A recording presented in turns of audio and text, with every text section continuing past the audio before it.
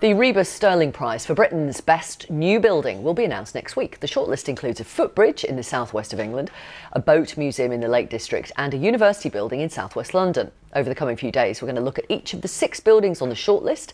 Today, it's the Cambridge Central Mosque, which features geometric columns, timber trees, which form the structural support for the roof.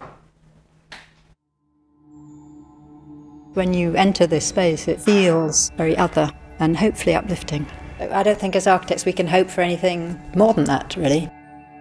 My name is Julia Barfield. I'm one of the co-founders of Berks Barfield Architects, and we are the architects of the Cambridge Central Mosque. We hadn't designed a mosque before, so of course we did a lot of research to find out about mosque design throughout the world, and what we discovered was that historically and globally, mosques generally took on the character of the place that they were in and the time they were in. So what should a British mosque of the 20th century be like? David, my partner, was the one who came up with this idea of the glade of trees and the garden of paradise. Trees in this glade of trees became these structural trees. This is an entirely timber structural building. Timber is beautiful, it's very sustainable, but also it's got that connection with nature, which is in Islam very important. That's also one of the kind of features of this place, is that you naturally somehow look up, which seems appropriate for a sacred space. It's a space that's used by the whole community, not just the Muslim community. The idea is that the mosque is not just a place for worship. It's so lovely to see. There's that sense of pride and ownership from not just Muslims in Cambridge, but also the wider community too.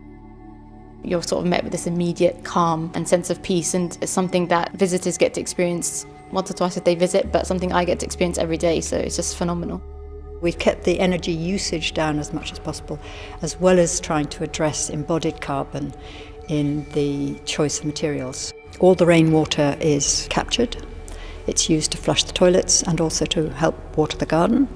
In a sense, we were trying to kind of combine the English sacred architecture with Islamic traditions.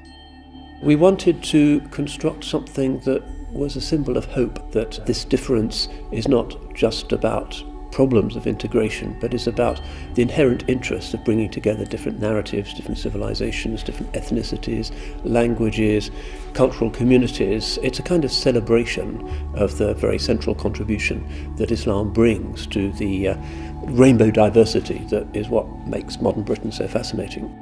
Muslim Islamic culture, it has been part of British culture for so long, and I hope this building reaffirms that. It brings the two together. One of the contenders for the Rebus Sterling Prize. We'll have more on that later, and for viewers in the UK, there will be live coverage of the awards ceremony here on the BBC News Channel on the 14th of October.